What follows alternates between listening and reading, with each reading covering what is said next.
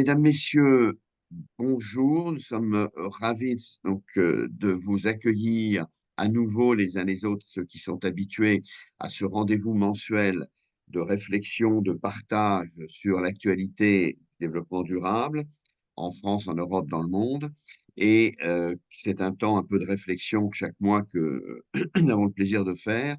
Et j'accueille aussi les nouvelles personnes qui nous rejoignent en espérant qu'elles y trouveront aussi un intérêt. Et tout à l'heure, dans la partie un peu avant 12 heures, avant de clore à 12h15, nous aurons un échange de questions-réponses animé par Arnaud Herman, qui est là et qui distribuera la parole. Donc, la période là, donc je ne rappelle pas la méthode, voilà. Donc, la période là de décembre, souvenez-vous, on avait parlé avec Christian de Pertuis le mois dernier de la façon dont se présentait l'enjeu de la COP 28. Maintenant, cette COP s'est déroulée dans les circonstances que vous avez suivies, avec les conclusions dont vous avez entendu parler, et le moment est venu d'en tirer un peu quelques enseignements et quelques conséquences. C'est évidemment le point fort de notre actualité, même si, vous allez le voir, sur le front européen, il se passe énormément de choses.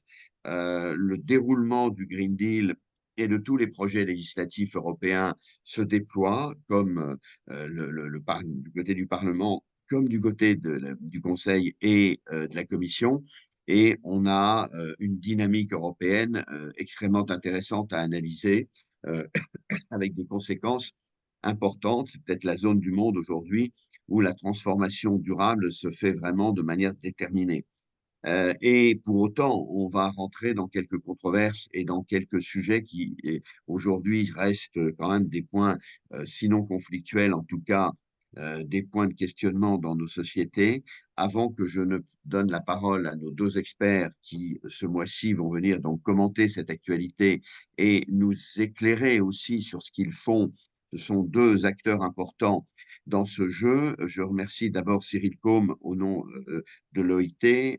Il nous donnera à la fois une vision en profondeur des chantiers que conduit l'Organisation internationale du travail et sa réaction aussi eu égard à l'enjeu social dont il est dépositaire sur la façon dont il voit la question climatique.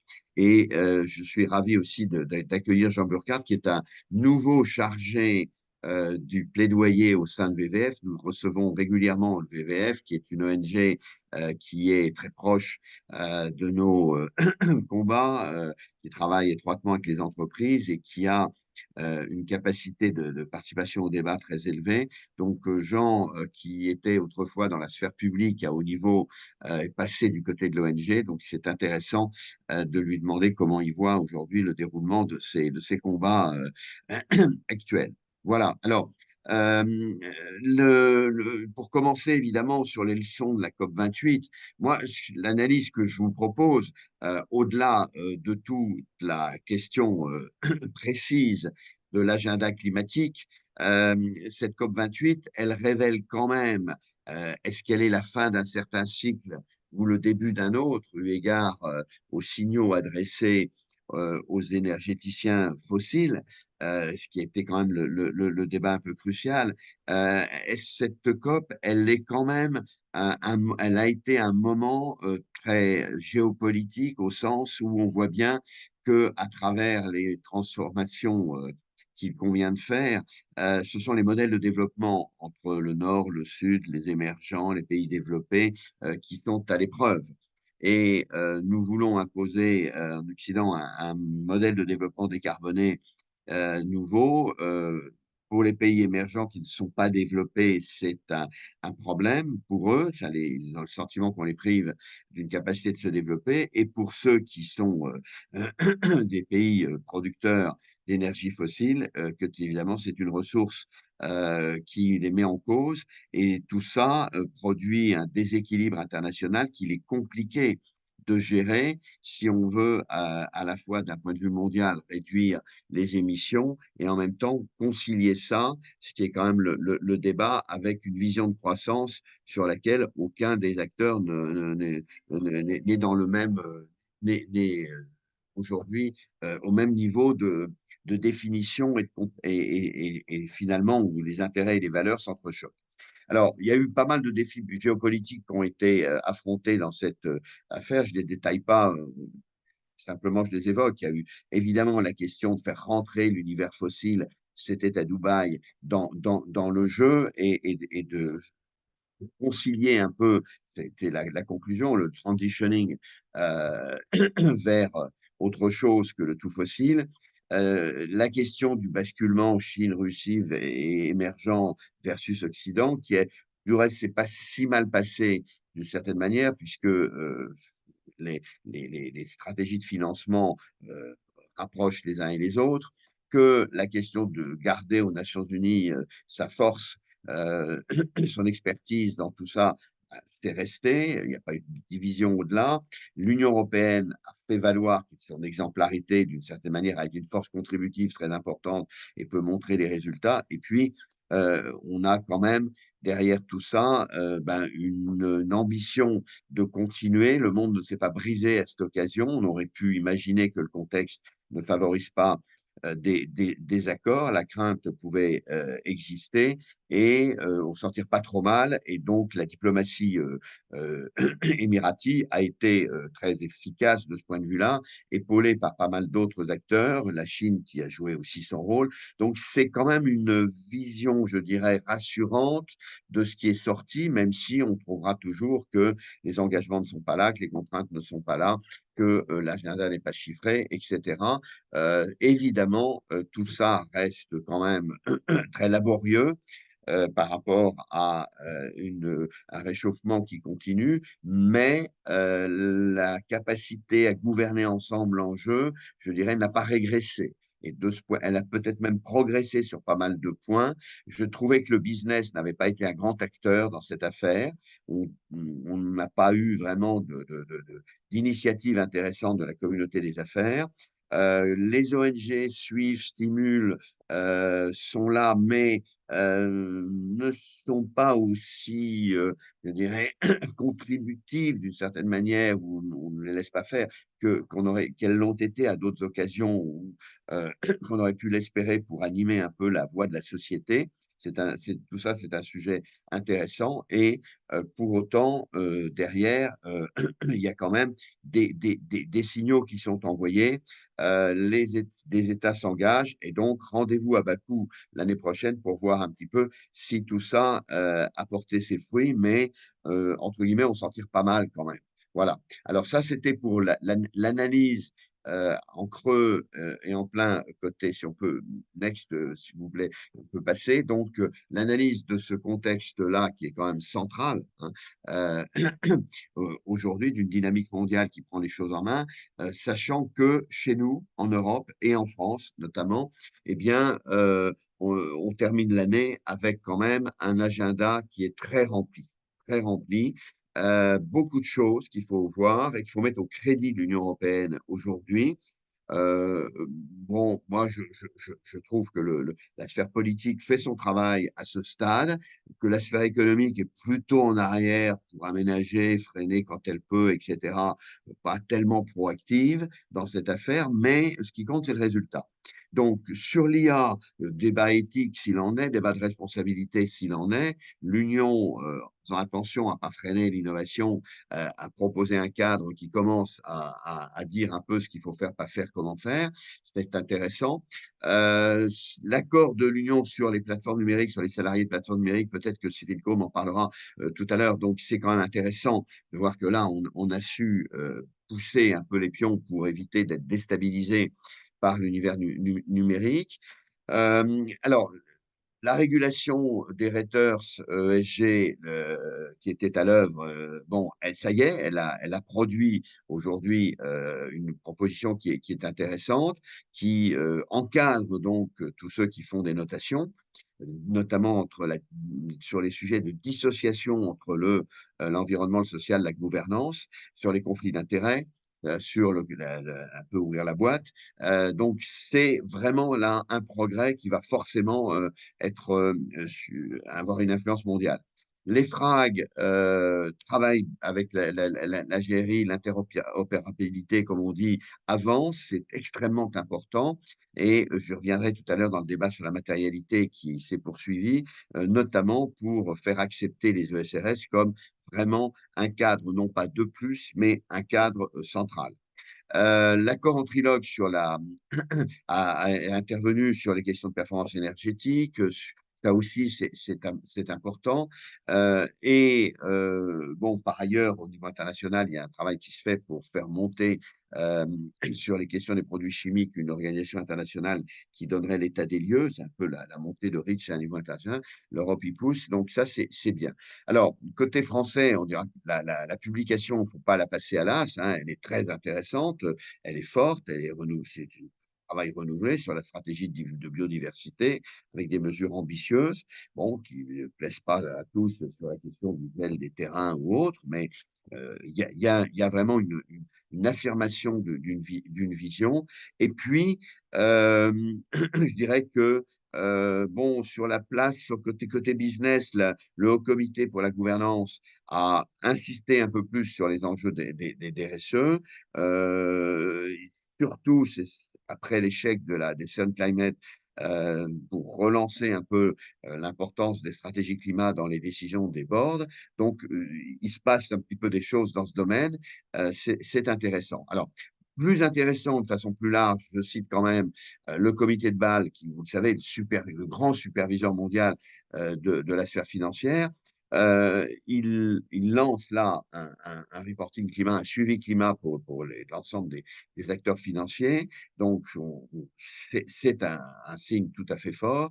Et puis, je dirais, du côté de ce dossier des minerais, des métaux qui est relancé, EITI, qui est vraiment l'organisation courageuse qui essaie de faire valoir des principes d'intérêt général et de transparence dans les échanges dans ce domaine, bon, avance, progresse un petit peu avec des indicateurs notamment de performance interne qu'on se donne pour pas être soumis à de la critique.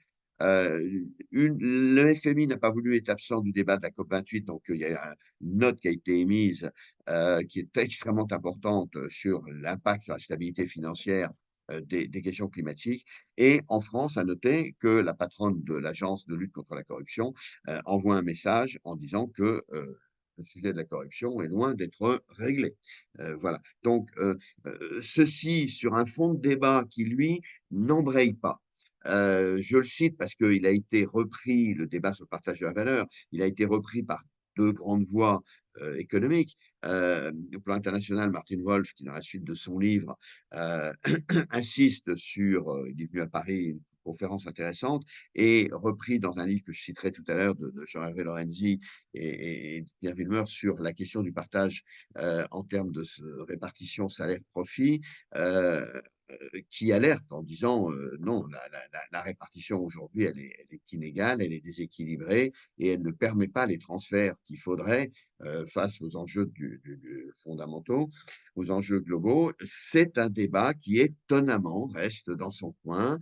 Il a été un peu abordé au moment des questions sur les super profits, mais il ne progresse pas vraiment dans la sphère politique aujourd'hui. Voilà. Alors, mis à part ces éléments-là, d'autres débats, celui sur l'IA, est plus nourri et plus ouvert. Et il y a celui sur la double matérialité qui a connu quelques rebondissements. Vous avez dû le voir. Donc, dans une double page du Monde, des voix pertinentes qui sont exprimées. Hier, au Sénat, des directs avec Emmanuel Faber et autres. Alors, le débat reste un peu calme, je dirais, où Faber et Patrick de Cambourg pour les FRAC disent mais non, tout ça s'ajuste. Bon, il n'empêche que quand même l'ISSB via Emmanuel Faber dit c'est nous qui allons driver tout ça au nom de la matérialité financière d'abord et tous les pays nous rejoignent. Bon, et puis bah, l'Europe est compatible, donc ça se passe bien. Bon, c'est une vision, disons, optimiste, qui est à terme souhaitable, mais qui quand même cache des niveaux d'exigence qui sont assez différents. Bon, C'est un peu le message de Philippe Zawacki qui dit vaut mieux ça que rien. On progresse quand même, c'est vrai. Mais bon, il y a un petit peu quand même de la part des Américains aussi derrière ça, avec le message de Madame Yellen, le fait que nous, Européens, ne cassez pas les pieds avec ça, on fait le travail, n'en demandez pas plus.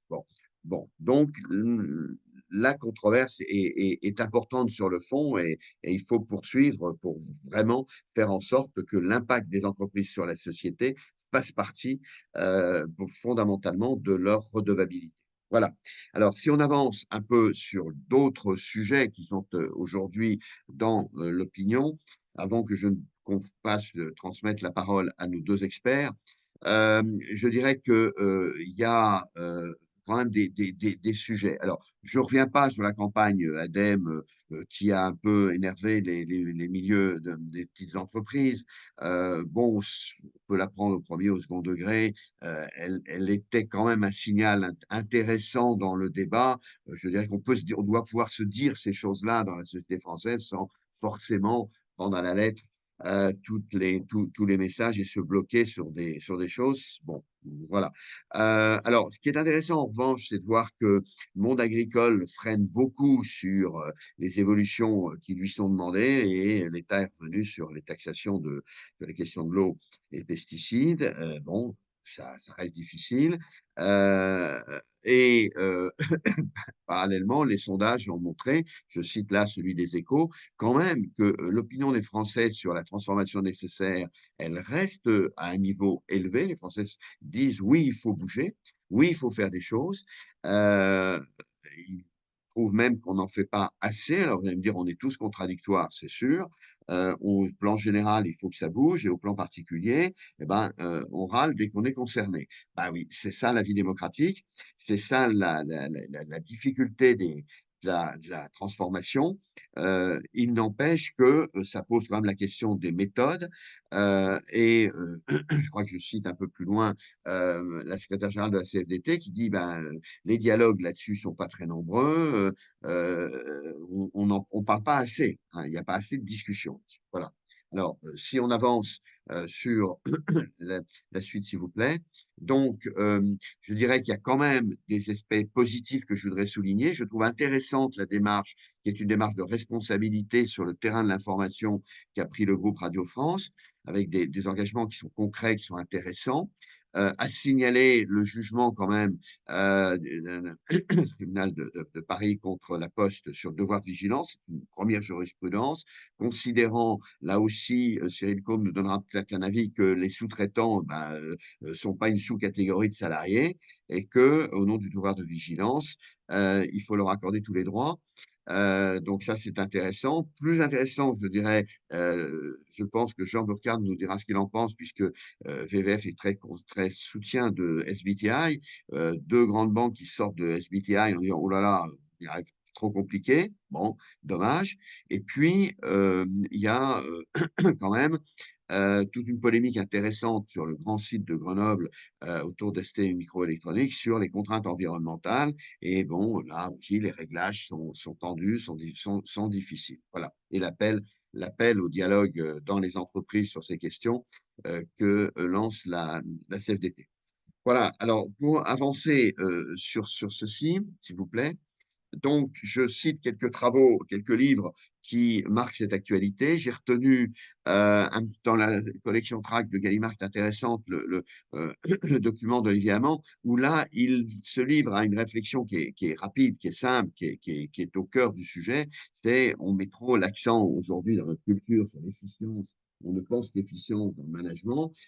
Attention, c'est au détriment évidemment de toutes les approches sociétales et ce cul de la performance, on ferait bien un peu de le réviser, de l'équilibrer. Alors, le livre de Lorenzi et Wilmer que je citais, qui est extrêmement important, je pense, parce que c'est une construction économique solide sur la répartition dans le temps et en réflexion macro des allocations de revenus, salaires versus profit. et puis le livre de Bernard Christophe sur la décroissance, qui est une contribution de plus aux réflexions, aux initiatives qui avancent. Voilà. Donc, je vous signale ça, et j'aimerais maintenant passer la parole pour qu'il nous commente un peu ce contexte qui, vous le voyez, est à la fois très structurant sur le plan climatique à travers le travail des COP, très dynamique à travers les impulsions de l'Union européenne, toujours très difficile, tendu, controversé dans la vie en société à travers les différentes avancées qui se font assez ou pas assez. Mais j'aimerais demander donc à Cyril Combe, dont j'apprécie énormément la vision d'ensemble qu'il a sur le monde du travail au nom de l'OIT, et qui est un acteur extrêmement pertinent sur non seulement le travail que fait l'OIT, mais les enjeux sociaux aujourd'hui de la mondialisation, avec peut-être une fenêtre, s'il veut bien, nous éclairer sur la question des fameux living wages qui sont aujourd'hui au cœur des discussions. Et puis, juste après, Jean Burkhart, je vous passerai la parole sur la réaction à la COP28 et au plaidoyer de la société que vous portez au nom du VVF. Cyril, je vous passe la parole et je vous remercie de nous éclairer. Au revoir. Merci, merci beaucoup Patrick, merci de l'invitation et puis bravo pour cet exercice de synthèse avec ce panorama de l'actualité internationale et aussi un petit peu nationale. Alors, bon, je vais essayer de contribuer à cette conversation du mieux que je peux. Évidemment, ça conduit à aborder beaucoup de sujets en peu de temps. Comme vous m'y avez invité, je vais commencer peut-être par dire un mot sur la question du climat sur la base des derniers résultats de la COP28 à Dubaï.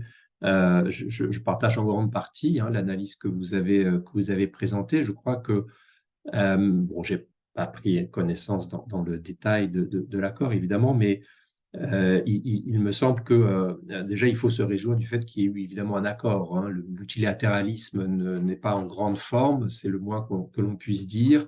Donc, sur un sujet où le destin de l'humanité se joue, quelle aurait été la situation si on avait eu un accord ou un accord extrêmement dégradé? Donc, je crois qu'il faut quand même saluer le fait que on a apporté la preuve à Dubaï que le multilatéralisme, c'est quelque chose de nécessaire, hein, et qu'on n'a pas trouvé mieux, en tout cas pour adresser la question du climat.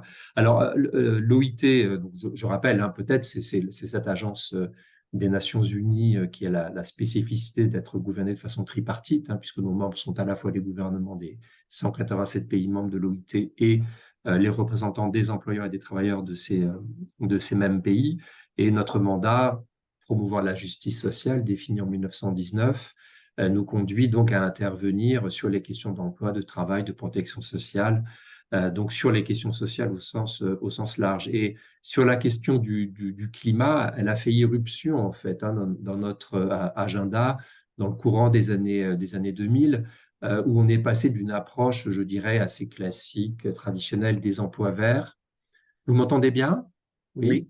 on vous entend. Donc, des emplois verts, c'est à cette époque, on s'est rendu compte que le développement des énergies renouvelables pouvait être un gisement créateur d'emplois et d'emplois souvent de meilleure qualité que la moyenne des emplois créés dans les différents secteurs. Et puis, après la grande récession de 2008-2009, on a vraiment changé de braquet, je dirais, à la fois dans l'analyse de la problématique et dans les éléments de réponse, en s'interrogeant sur le fait que finalement, cette grande crise que le monde a connue à l'époque, est-ce que ça ne pouvait pas être le versant de la même crise que nous avions sur le climat? Et c'est à ce moment-là où on a véritablement changé de paradigme et poser la question de la crise de ce modèle de croissance carbonée sur lequel le monde repose encore en grande partie aujourd'hui. Et c'est à partir de cette réflexion qu'a germé finalement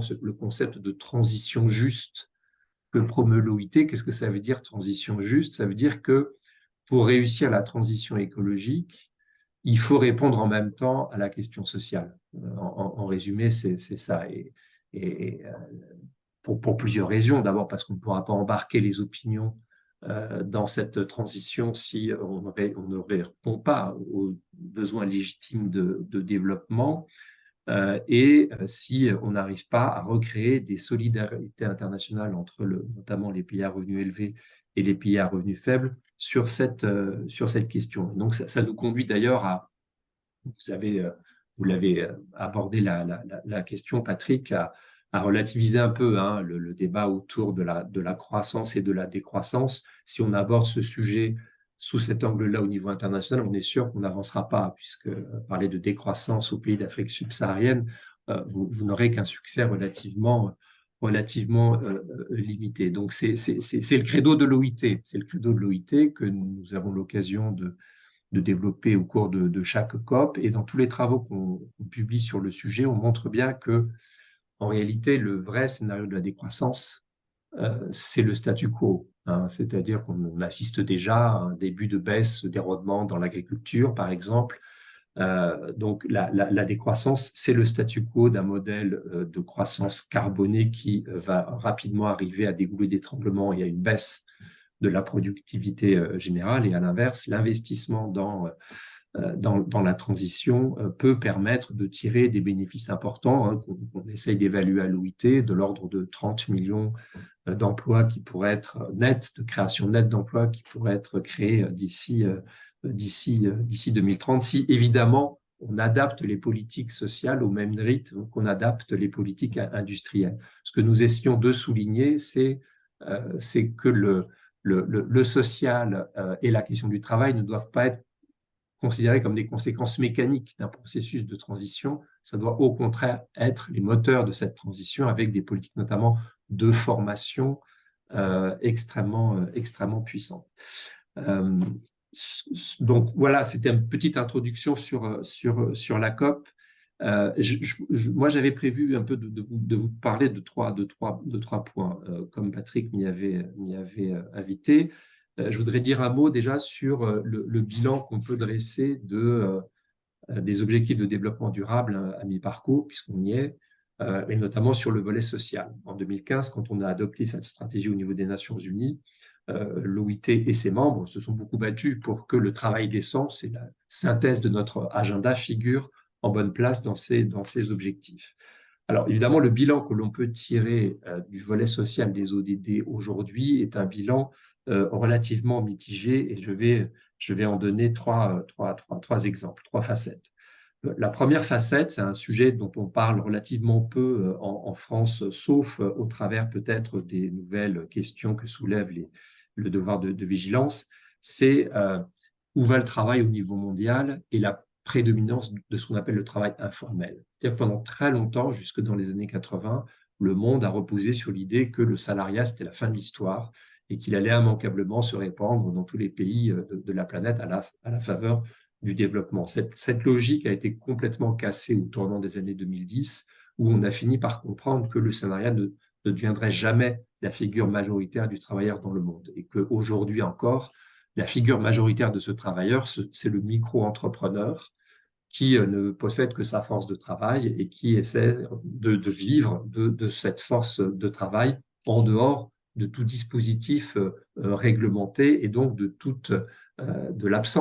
l'absence d'accès à un certain nombre de droits. Donc, ce que l'OIT essaye de promouvoir aujourd'hui, c'est véritablement de déplacer le focus de la question du statut professionnel vers la question de l'accès aux droits, de faire en sorte que les gens qui travaillent, quel que soit leur statut, puissent avoir accès à un certain nombre de droits. Et ce qui est intéressant, c'est que c'est un débat évidemment que l'on a quand on parle du travail dans les pays à revenus faibles, où ce travail informel prédomine à hauteur de 85 ou 90%. Mais c'est un débat finalement qu'on retrouve aujourd'hui lorsque l'on parle des nouveaux modèles économiques, on dira un mot, autour des plateformes sur la question du statut. Et en particulier, l'expérience que la France essaye de mettre en place avec cette nouvelle autorité, l'ARP, qui essaie de développer des formes de dialogue social et de négociation entre acteurs des plateformes et alors, comment les appeler, les travailleurs, en tout cas les travailleurs des plateformes qui ne sont pas salariés, c'est justement de développer des logiques d'accès aux droits indépendamment de la qualification juridique de travailleurs salariés. Reste à savoir si comment ce dispositif va pouvoir s'articuler avec la directive qui vient d'être adoptée à l'issue du trilogue. Le deuxième point de bilan que je voulais faire, c'est autour des droits fondamentaux. Alors ça, c'est depuis une vingtaine d'années, c'est un des grands credos de l'OIT de rappeler que dans les droits humains, dans les droits fondamentaux de l'homme, il y a des droits sociaux, il y a un certain nombre de droits au travail, les principes et les droits fondamentaux du travail, on les appelle ainsi, qui concernent le travail des enfants, le travail forcé, les discriminations professionnelles et la liberté syndicale et la négociation collective. Et ces droits fondamentaux ne sont pas en grande forme, contrairement aux avancées que l'on avait pu observer au cours des années 90 et 2000. Force est de constater que avant le Covid, autour de 2015-2016, on assiste à une recrudescence, en particulier du travail des enfants et même du travail forcé, et que c'est surtout cette recrudescence est extrêmement différenciée entre les régions du monde et on mesure un risque de décrochage véritablement de l'Afrique subsaharienne par rapport aux autres régions du monde, puisque s'agissant du travail des enfants, par exemple, vous avez une évolution positive qui a été longtemps tirée par les progrès réalisés en Chine en particulier, mais aussi d'une certaine façon en Asie du Sud, dans le sous-continent indien et en Amérique latine. Mais en 2015-2016, cette recrudescence du travail des enfants est exclusivement imputable à une évolution que l'on observe dans les pays d'Afrique subsaharienne, et je pourrais développer la même analyse sur le travail forcé. Et s'agissant des droits fondamentaux relatifs à la négociation collective aux libertés syndicales, on est aussi sur un terrain extrêmement fragile avec des contentieux qui se développent à l'OIT, notamment à la faveur de la montée, je dirais, de régimes autoritaires. On a aujourd'hui, dans la région Europe, par exemple, un contentieux extrêmement délicat avec la Biélorussie. Alors, on a quand même une bonne nouvelle à annoncer sur le terrain des droits fondamentaux, une évolution extrêmement intéressante du débat social international, c'est la question de la santé au travail. Puisque la santé au travail a été adoptée en 2022 étant comme le cinquième principe fondamental du travail.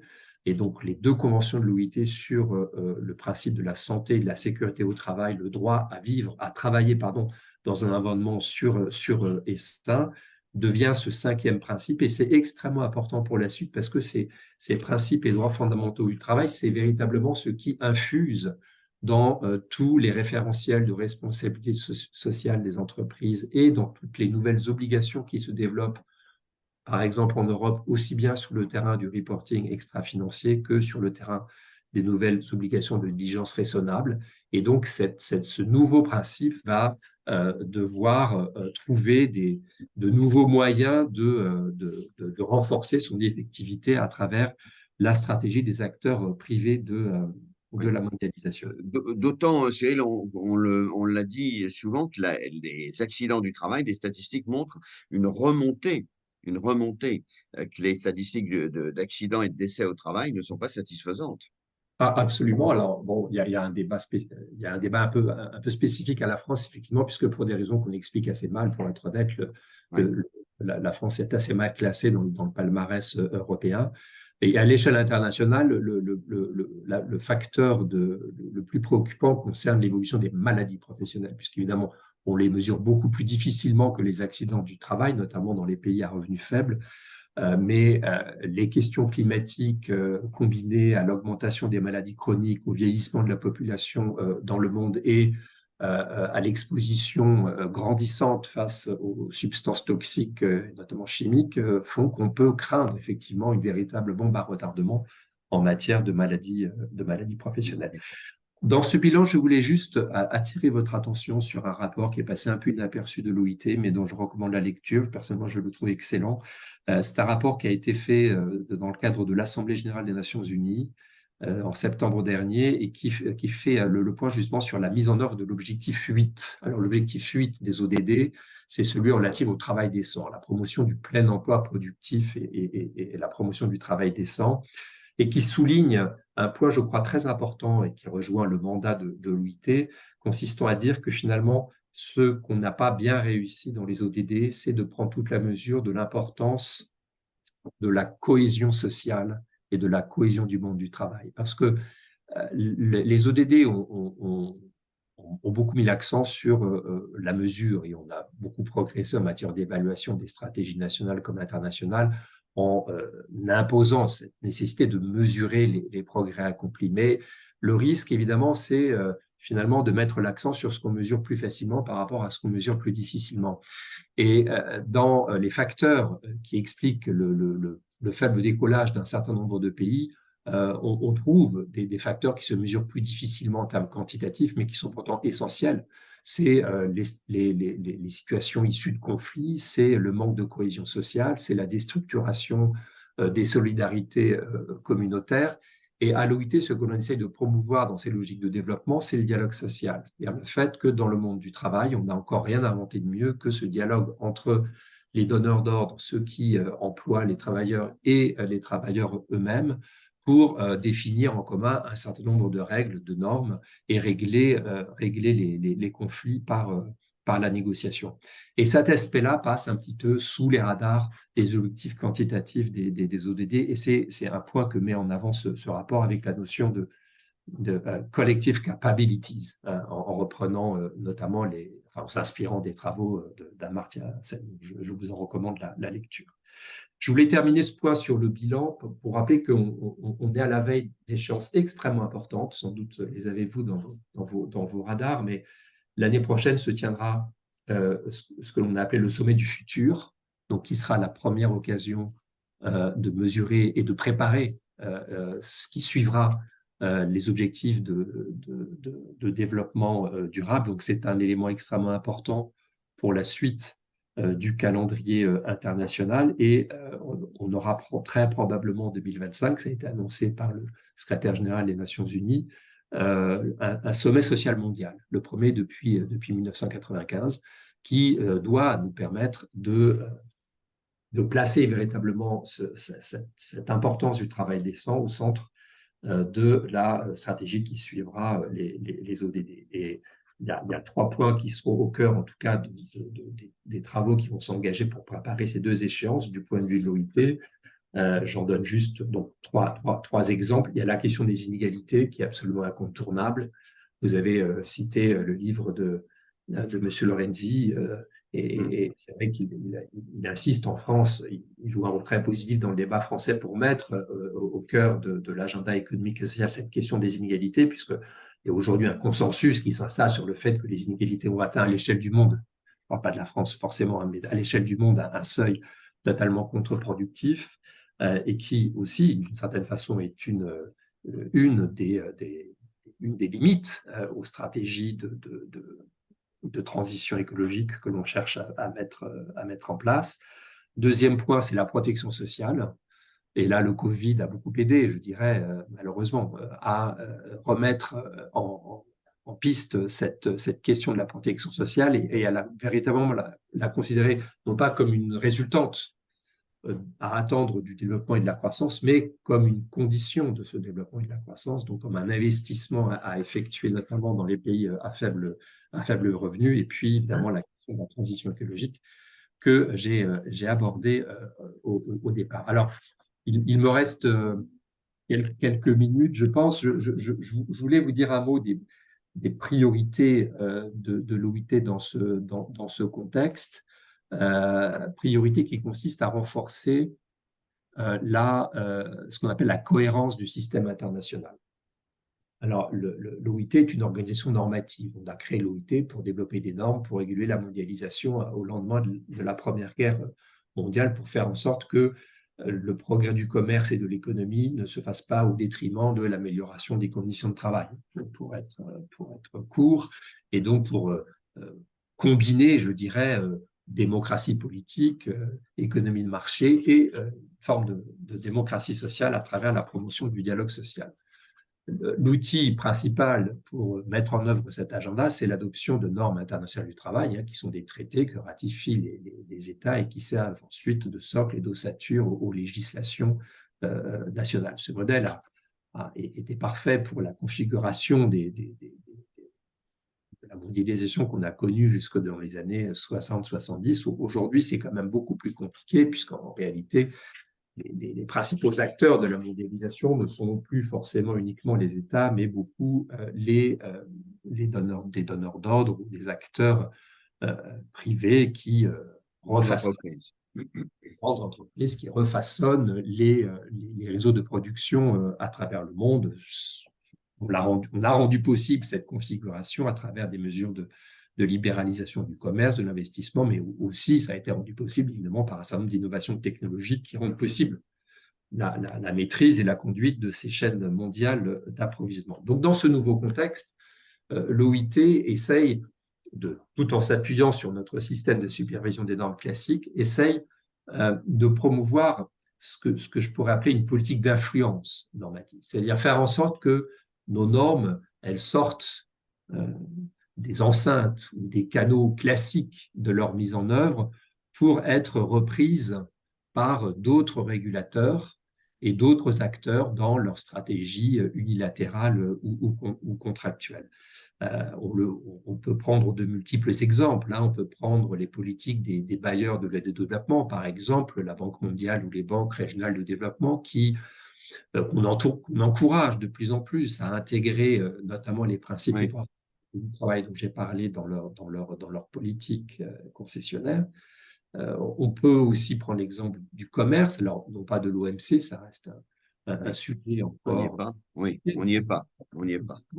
Mais dans les accords bilatéraux, on a beaucoup progressé. Alors, on est peut-être au terme de la grande vague de conclusion des accords de commerce bilatéraux, notamment nord-américains et européens. Mais enfin, on a maintenant quand même des clauses beaucoup plus solides qu'avant sur le respect de ces droits sociaux fondamentaux. Et puis, on a surtout l'ensemble du secteur privé et des référentiels qui sont utilisés aussi bien dans le cadre du reporting extra-financier que dans le cadre des nouvelles obligations de diligence raisonnable qui se développent et qui finalement s'appuient sur les normes de l'OIT pour définir leur périmètre, leurs mesures d'impact et le contenu des obligations à respecter pour les donneurs d'ordre vis-à-vis de leurs fournisseurs et de leurs sous-traitants.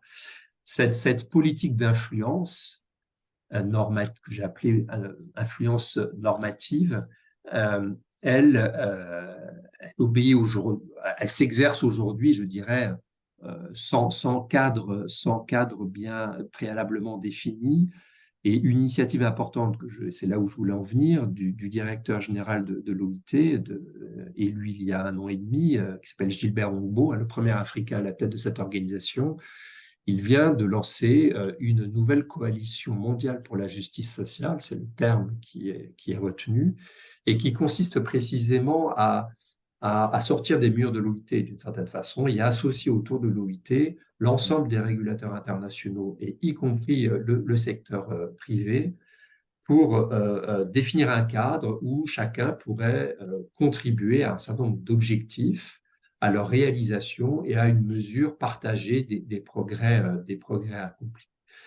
Cette coalition sera formellement installée dans le courant de l'année prochaine et elle vise véritablement à donner un cadre à ce que j'ai essayé de décrire en peu de temps et peu de mots sur la Merci. cohérence.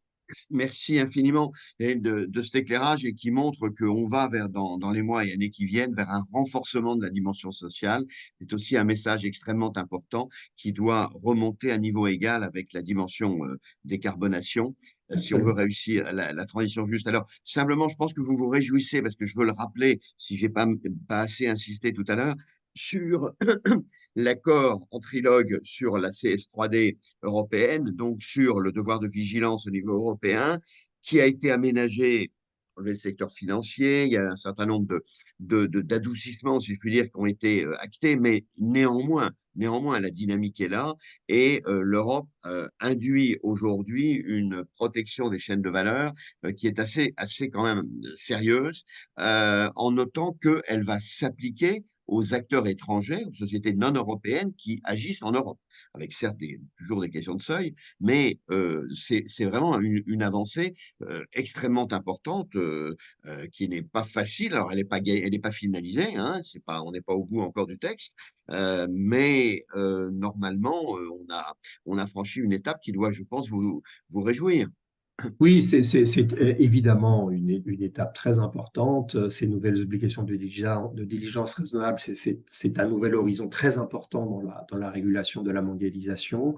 Il est très important de responsabiliser les donneurs d'ordre privés et finalement de formaliser au plan juridique, hein, les nouvelles responsabilités qu'elles ont de fait en organisant ces chaînes mondiales de valeur. En même temps, permettez-moi de dire Oui, que pas non plus qu'on considère que c'est la baguette magique qui va régler tous les problèmes.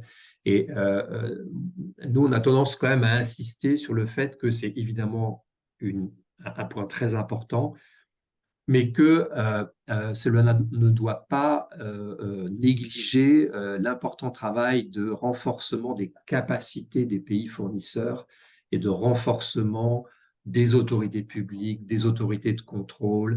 Vous voyez, oui, si je prends l'exemple du Bangladesh, par exemple, oui, c'est très bien que les donneurs d'ordre soient responsabilisés, mais c'est pas ça qui va mettre à niveau le système de réparation des accidents du travail du Bangladesh, qui va mettre à niveau les services de contrôle, qui va limiter la corruption des oui, autorités locales, etc., etc. Donc, oui, oui, et du point de vue des victimes, il est aussi très important et c'est parfois la question de la diligence raisonnable est parfois mal perçue dans les pays du Sud parce que on a l'impression que c'est une nouvelle fois le Nord qui va un peu donner des leçons et surtout qui va dessaisir les victimes de leur droit de trouver réparation dans le pays où elles sont.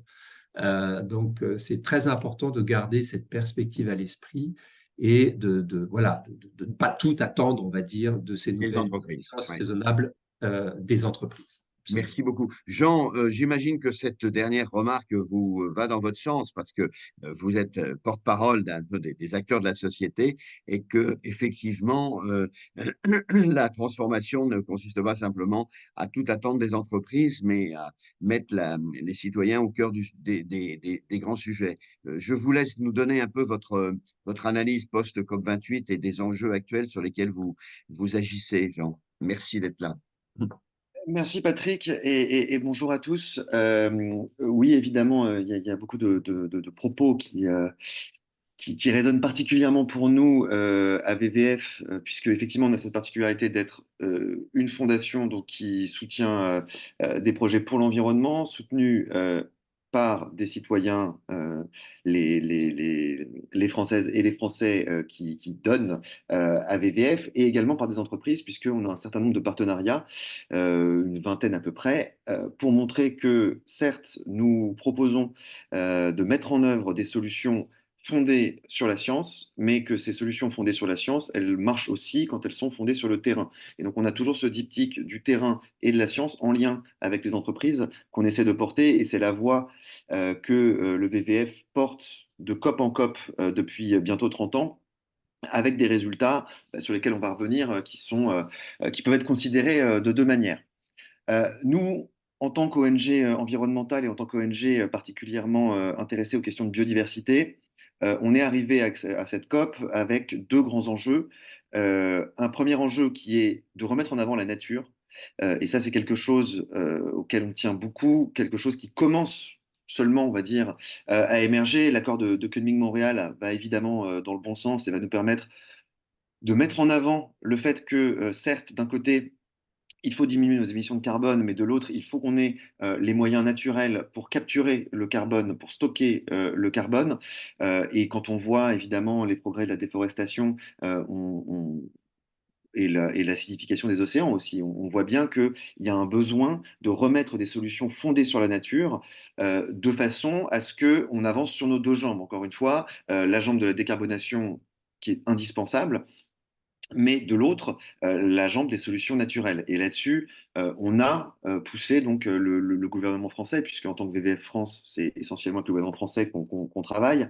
On a poussé le gouvernement à donc s'engager dans ce qu'on appelle des country packages, en bon français des partenariats forestiers, par lesquels la France, et c'est très important, va soutenir des pays comme la Papouasie-Nouvelle-Guinée, la République démocratique du Congo et le Congo, à mettre en place des mesures de protection pour que leur forêt, en particulier la forêt du bassin du Congo, qui est aujourd'hui l'habitat d'à peu près 30% de la biodiversité mondiale, et qui stocke l'équivalent de 10 ans de nos émissions carbone annuelles, de nos émissions de carbone, pardon, puisse être préservée. Donc, vraiment, on a fait tout ce travail sur les solutions naturelles, les solutions qu'on dit fondées sur la nature, et c'est avec ce message-là qu'on est venu à la COP. Et un autre message qui ne vous surprendra pas, qui est le fameux message sur les énergies fossiles, avec le long débat que nous avons eu entre le phase-out et le phase-down. Donc, est-ce qu'on parle d'une sortie des énergies fossiles ou est-ce qu'on parle d'une réduction des énergies fossiles? Très vite, on a pu constater à la COP qu'il y avait un clivage net et à l'heure actuelle indépassable, hein, il me semble, entre d'un côté l'Union européenne et de l'autre les pays producteurs plus la Chine, ce qui sont radicalement opposés à ce qu'on parle de phase-out, à ce qu'on parle de sortie définitive des énergies fossiles. De l'autre côté, l'Union européenne ne s'accommode pas d'un phase-down trop peu ambitieux.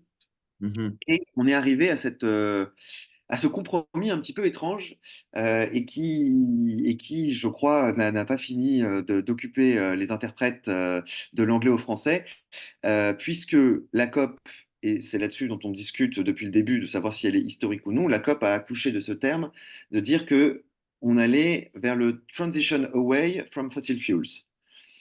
Transition Away, depuis donc 3 jours que l'accord est sorti, je m'amuse beaucoup à regarder les traductions qui en sont proposées par la presse française. Alors, il y a les plus heureuses et les plus malheureuses. J'ai lu transitionner hors d'eux, s'éloigner d'eux, abandonner. DeepL, l'intelligence artificielle, traduit Transition Away par la transition vers l'abandon des combustibles fossiles.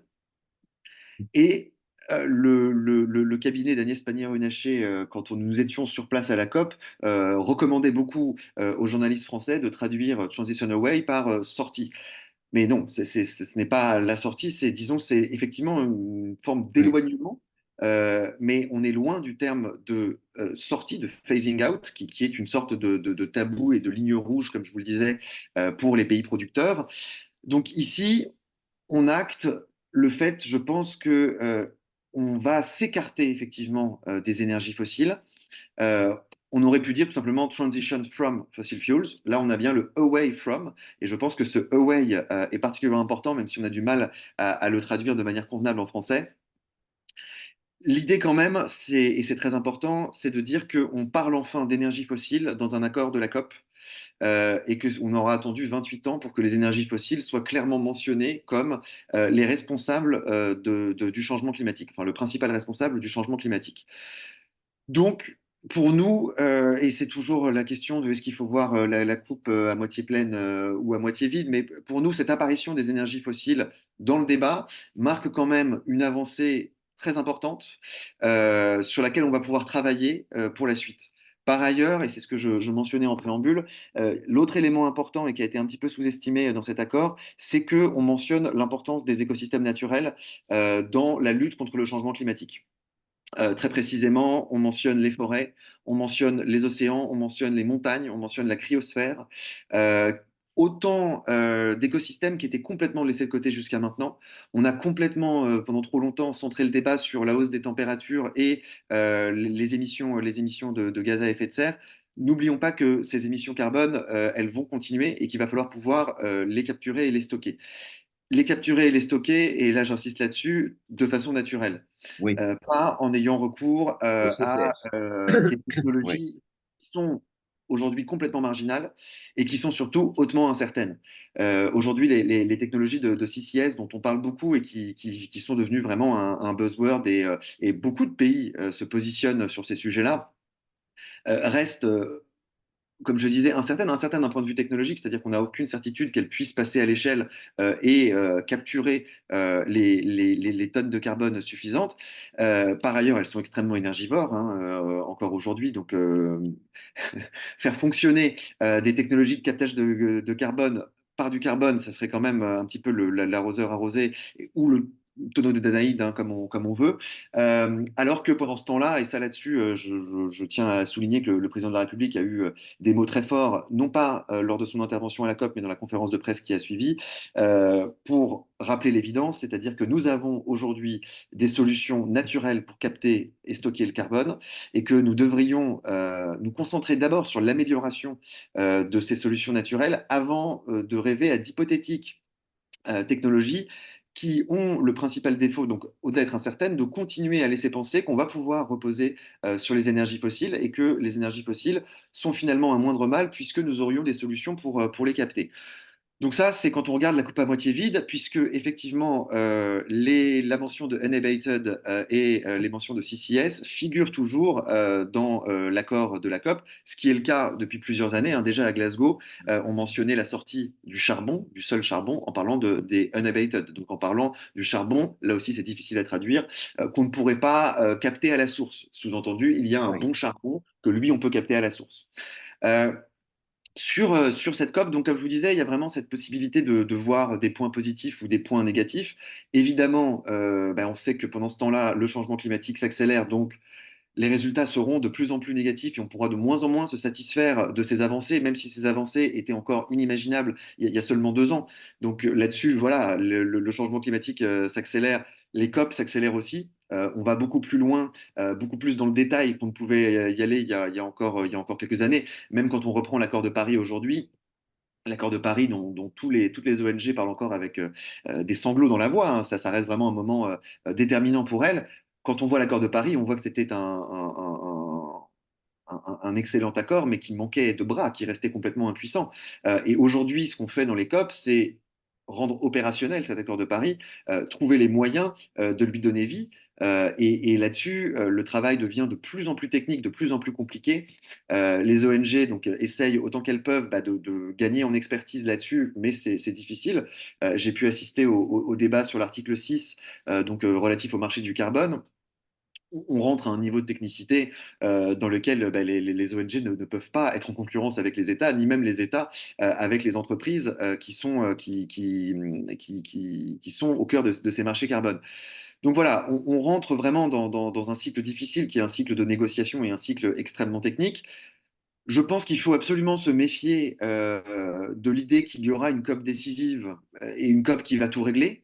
Au contraire, à chaque COP, on pose de nouvelles questions, donc on apporte de nouvelles réponses, mais de nouvelles réponses qui posent de nouvelles questions, et ça a été encore le cas à cette COP, même s'il faut saluer le travail qui a été fait par la présidence émirati, un travail, je pense, très tactique. Mais le fait que on se soit attendu à tellement de mal, on va dire, de la part des Émirats arabes unis, ça a placé évidemment le président Al-Jaber dans une situation un petit peu délicate, mais donc il s'est très bien tiré. En Il faut effet. saluer le fait que dès le premier jour, on ait annoncé un accord sur le fonds Loss and Damage, dont on parle typiquement depuis l'accord de Paris, sans avoir jamais réussi à le rendre opérationnel. Donc c'est quand même la première fois dans l'histoire d'une COP qu'on a un accord dès le premier jour, et ça montre bien qu'il y a eu un gros travail dans l'année qui a précédé de la part des Émirats pour réussir à obtenir un accord de la part des pays membres. Il y avait une très bonne organisation puisque, évidemment, Dubaï, euh, en matière d'organisation d'événements, sait y faire. Et puis, il y a eu ce coup tactique, on va dire, en dernière minute avec la pression de l'OPEP et l'accord qui est paru, la proposition, le draft d'accord qui est paru la veille de la clôture de la COP, qui était effectivement un accord en dessous de tout et qui n'était clairement pas acceptable, mais qui nous permettait, du coup, d'accepter d'autant mieux l'accord qui a finalement été trouvé. Si vous redoutez le pire, évidemment, quelque chose de médiocre devient finalement plutôt mieux. Et là-dessus, encore une fois, c'est un beau coup tactique du président de la COP et qui montre ce que sont devenus les COP finalement. C'est que les COP sont devenus la grande kermesse internationale dans laquelle l'opinion publique est censée attendre une sortie et une solution définitive au problème du changement climatique. Ce ne sera jamais le cas. Le changement climatique, on va devoir Le lutter faire au avec, faire quotidien. avec pour de très nombreuses années, de très nombreuses décennies. Donc, il continuera à y avoir des COP. Dès l'année prochaine à Bakou, puis à Rio, on continuera à avoir des discussions interminables qui ne sont pas concentrées que sur 15 jours, hein, mais les 15 jours, on va dire que c'est la partie du théâtre dans laquelle on fait les annonces, dans laquelle on met en scène quelques coalitions. Mais le travail se fait tout au long de l'année et nous, en tant qu'ONG, on travaille tout au long de l'année pour que, à la fin, on obtienne un accord de papier. Mais cet accord de papier, il n'aura de réalité que quand les États voudront en faire quelque chose. On pourrait aujourd'hui décréter qu'on sort des énergies fossiles. Si ce n'est pas rendu crédible par l'engagement des États, on n'y arrivera pas. Donc c'est pour ça qu'il faut continuer à encourager les coalitions diverses et variées qui ont été montées, notamment sur l'alimentaire, sur la taxation internationale du transport maritime. Voilà, ce sont ça des initiatives beaucoup plus concrètes et beaucoup plus réalistes qui trouvent leur aboutissement à la COP et qui permettent de nourrir les négociations longues, techniques, difficiles qui sont menées et dont la question finalement du phase-out ou du phase-down est la partie immergée, mais qui ne sera rien tant qu'encore une fois, il n'y a pas cette volonté internationale. Nous, la prochaine étape maintenant pour les COP, puisque je vois que le temps file, mais Oui. je pense que c'est important d'insister là-dessus, c'est que maintenant qu'on a dit qu'on allait transition away from fossil fuels, la question c'est quelle est la date? Et là-dessus, ça rejoint un petit peu tous les débats qu'on a depuis une heure, quand on parlait de SBTI, quand on parlait de la production de charbon qui augmente encore aujourd'hui. En fait, tant qu'on n'aura pas une date de sortie des énergies fossiles, il n'y aura aucune crédibilité à tous les engagements qu'on prend et donc aucune incitation pour les entreprises à se mettre vraiment dans une dynamique de net zéro et de transition de ces énergies fossiles. Donc là-dessus, on a mentionné les deux banques, les quatre banques à vrai dire, qui se sont sorties de SBTI en se rattachant à une initiative un peu moins disante. Évidemment, évidemment que ces banques n'ont pas d'intérêt à le faire tant qu'il n'y a pas une date crédible de sortie des énergies fossiles et tant qu'il n'y a pas une volonté crédible de la part des États de faire cette sortie. Ça sera le même débat sur CS3D. C'est très bien que le trilogue ait trouvé un accord et c'est pas étonnant finalement que la finance en soit exclue parce que toute la finance internationale peut continuer à financer les énergies fossiles et la COP a bien montré qu'on était encore loin d'avoir cette fameuse date qui sera maintenant l'objet sur lequel on va se battre et l'objet pour lequel, eh ben, hélas, l'accélération du changement climatique donnera ce sentiment d'urgence qui nous permettra, je n'en doute pas, d'accélérer dans les prochaines années et de trouver un accord bien plus vite qu'on ne peut l'imaginer aujourd'hui. Merci Jean. Avant que Arnaud ne prenne le relais sur les questions qui vont vous être posées, simplement, donc je retiens que vous n'avez pas été frustré à Dubaï, un peu de parole et de capacité d'action, ce qu'on pouvait craindre au départ, dans un contexte qui s'avérait un peu, je dirais pas autoritaire, mais enfin un peu cadré. Donc Les choses ont été très bien faites à Dubaï. Les choses ont été les très bien faites à ONG Dubaï, comme je ont, disais. voilà, les ONG ont pu jouer leur jeu, et ça, c'est quand même un succès en soi aussi. C'est là où je disais qu'il y a vraiment, c'est un beau coup diplomatique et tactique de la part des Émirats. C'est que tout a été parfaitement organisé pour que ça soit un succès. Et donc, évidemment, il y avait la plus grande attention à ce que les ONG puissent avoir accès à leurs délégations, puissent même manifester. Il y a eu quelques manifestations qui Oui. ont été autorisées. Mm. Bon, dans la limite du raisonnable, hein, ça reste Dubaï, mais évidemment que diplomatiquement, Dubaï a très bien joué son coup. Et je pense que ça sera même une incitation pour d'autres États C'est à ça. organiser des COP chez eux, pardon, parce qu'on voit les retombées très positives que ça génère pour le pays en termes de tourisme, d'une certaine manière, mais dans son image internationale. Arnaud, je te laisse Oui, distribuer les questions. oui, merci à vous. Alors, vous avez eu peu de questions et certaines ont été répondues directement. Merci Cyril de l'avoir fait. Donc, je m'autorise une question, sachant qu'on s'est promis de se quitter à 12h15. Je vais commencer par vous, Cyril, dans l'ordre chronologique. Et pour faire la transition avec ce que Patrick avait présenté par rapport aux deux articles de presse sur la question de la répartition de la richesse et des inégalités, vous avez vous présenté, Cyril, d'autres aspects fondamentaux sociaux autour des droits fondamentaux du travail, autour de ces questions de salaire décent, enfin autour d'éléments voilà, déterminants en matière sociale et qui sont tout aussi déterminants pour les objectifs de développement durable. Ma question est la suivante, c'est comme le rappelait Patrick, mais pourquoi, d'après vous, ces enjeux sociaux, tout fondamentaux soient-ils, ne prennent-ils pas dans l'opinion ne prennent-ils pas plus d'espace au regard de l'attention qu'on porte aujourd'hui aux enjeux climatiques et désormais de biodiversité? Euh,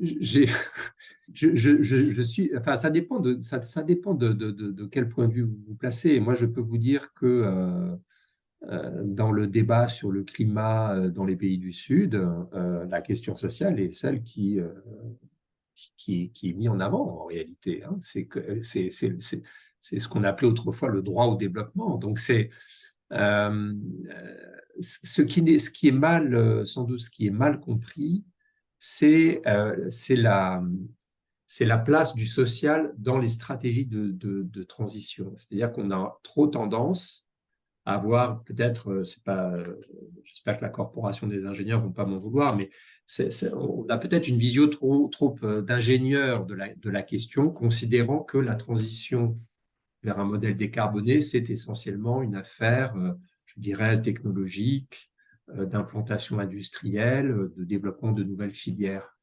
Alors que, considérant cette vision du social comme un peu une résultante et non pas un facteur de la transition, on oublie le fait que, à l'échelle du monde, encore une fois, comme je l'ai dit, on n'arrivera pas à embarquer les opinions publiques si on ne répond pas en même temps à la question sociale, hein. C'est tout l'enjeu, par exemple, enfin, je pense à l'Égypte, mais il y a des tas d'autres exemples qu'on pourrait trouver sur, vous savez, les subventions massives aux sources d'énergie fossiles pour les ménages les moins favorisés.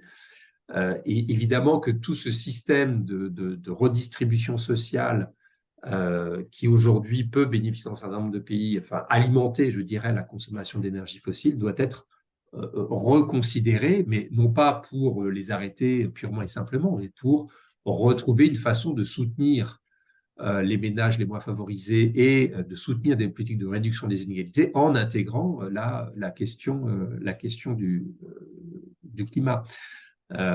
Et sur une réalité qui est plus celle des pays avancés, on mesure aujourd'hui à quel point les questions de formation et d'adaptation des compétences, c'est une question majeure pour réussir cette transition industrielle. Et c'est un point de départ et c'est certainement pas un point d'arrivée. Et pour finir de répondre à votre question, l'idée de cette coalition mondiale pour la justice sociale que met en place l'OIT, à l'initiative de Gilbert Rambeau, son directeur général, c'est précisément de pouvoir faire en sorte qu'à horizon 2030-2035, on parlera de l'écologie et du social à même niveau pour réussir ces transitions. Arnaud?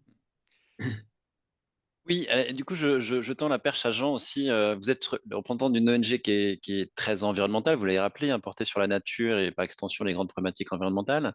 Comment vous percevez de votre point de vue la dimension sociale et comment vous créez des passerelles aussi avec ces problématiques sociales qui sont complètement imbriquées avec les problématiques environnementales, de façon à voilà, mobiliser l'attention aussi sur ces préoccupations croisées. Mais je crois que ça a été une prise de conscience finalement assez récente de l'imbrication justement des problématiques sociales et écologiques. Et je crois, de ce que j'ai compris, puisque comme le disait Patrick, je suis récemment arrivé chez WWF, mais des échos que j'ai pu avoir, je comprends que finalement c'est la crise des Gilets jaunes qui a permis d'illustrer qu'il ne pouvait pas y avoir de transition écologique sans acceptation sociale et que décréter en quelque sorte les solutions sans impliquer tout le monde, on allait dans le mur. Et ça, c'est quelque chose de tout à fait nouveau et qui pour le coup a été mieux prise en compte depuis. Je pense notamment à la question des zones à faible émission dans les grandes métropoles. Les ZFE vont poser évidemment un problème social et Oui. nous, même si on accepte, enfin même si on a toujours plaidé pour l'électrification des usages, l'électrification de la mobilité, voilà, on en vient maintenant à la question de comment est-ce que on aide les individus à acheter une nouvelle voiture, particulièrement quand la voiture électrique est aussi chère. Et donc là-dessus, on formule pas mal de propositions notamment pour décourager l'achat des véhicules électriques les plus lourds et les fameux SUV électriques, Oui. et encourager à l'achat de véhicules légers. Je signale d'ailleurs qu'aujourd'hui, enfin hier, a été publiée la liste des véhicules électriques qui seront Éligible? Oui. éligibles au bonus écologique. pour nous, le bonus écologique tel que proposé par le gouvernement est beaucoup trop large et favorise encore aujourd'hui des véhicules qui sont lourds, c'est-à-dire des véhicules de plus de 2400 kg. 2400 kg, ce sont des métaux critiques dont on a besoin pour toute la transition écologique. On en a besoin pour pouvoir électrifier nos réseaux, pour pouvoir construire ces réseaux. On en a besoin pour construire des éoliennes et du photovoltaïque. Et on est aujourd'hui en train de les mettre dans des grosses voitures qui n'apportent pas grand-chose, si ce n'est un hypothétique confort. Donc on a ce problème que le gouvernement, enfin l'État continue de subventionner l'achat de véhicules lourds qui donc ont un impact sur notre transition écologique et qui par ailleurs sont produits par des Américains et des Chinois. Donc là-dessus, on a encore deux, trois choses à faire parce que si on arrive à mieux taxer les véhicules lourds et accessoirement étrangers, on pourra d'autant mieux aider les ménages les plus modestes à se doter d'une voiture électrique. Donc voilà un exemple de ce qu'on fait pour essayer Mm. d'accommoder transition écologique avec transition sociale. Ouais. Alors, c'est vraiment intéressant, ces arbitrages, parce que, bon, ils enclenchent des choses, ils satisfont personne. Il faudrait arriver, c'est tout l'enjeu un peu démocratique de cette transition juste, arriver à ce que les évaluations, les ajustements, tout ça se mette un peu dans une dynamique d'amélioration partagée, et que plutôt que d'essayer de faire un marchandage. Et je pense qu'on n'a pas trouvé la méthode encore, dans nos pays d'abord et ailleurs, pour que à la fois les représentants des salariés, les représentants des employeurs, les uns et les autres, dialoguent. Moi, je pense, si on peut terminer là-dessus, est-ce que si vous pouvez dire un mot en plus, et on y travaille pas mal avec Arnaud, c'est que vraiment, dans la méthodologie du dialogue, on est très fruste encore, très rustique. Et que c'est là où les progrès pourraient se faire, en acceptant de dire, bon, ben, on se donne un point de départ, il n'est pas satisfaisant, on évalue, on fait le diagnostic de ce qui marche, ce qui ne marche pas, et on progresse et on essaie d'y aller. Moi, on vient de parler du social en complément du E, mais moi j'insiste sur le G, sur la gouvernance. Je trouve que c'est là aussi un troisième pilier qui est incontournable si on veut y arriver. Hein. Non, votre avis en conclusion, les uns les autres. Ah bah ça, Patrick, vous savez très bien que sur le jeu de gouvernance, je vous rejoins tout à fait et que nous sommes, vous comme moi, des Ouais, chauds partisans de la société à mission et de tout ce qui pourra permettre de rééquilibrer la gouvernance en permettant de décentrer ou recentrer d'ailleurs le regard de ouais. l'entreprise pour que on essaye un petit peu justement d'élargir son scope et de prendre en compte son impact au sens large, son impact écologique et social. Et ça, on ne peut le faire qu'effectivement que si on touche à la gouvernance. C'est par la gouvernance qu'on arrivera à rentrer dans le E et dans Ouais. le S. Mais une gouvernance élargie. Cyril, votre avis sur ce point? Oui, moi je prendrai l'exemple du dialogue social, puisqu'en fait, Oui, tout ce que fait l'OIT consiste à quoi? En fait, à créer des objets du dialogue social pour que les employeurs et les travailleurs puissent contribuer à régler les questions qui se posent.